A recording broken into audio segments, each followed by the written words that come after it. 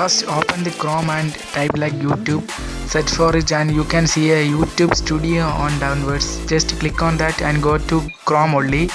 So then you will go to YouTube studio, and there you can see create button on the top of the right side. Just click on it, and then you will go through another window like this. You can see that. Then upload with classic, click on the top above, then go to the legacy, click on that and skip.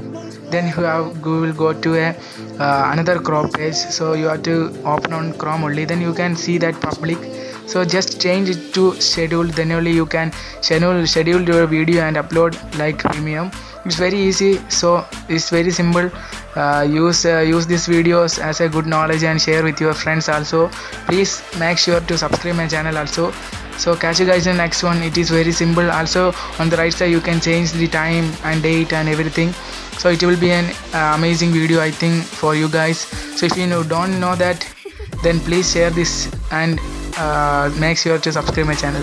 So catch you guys in the next one. Peace.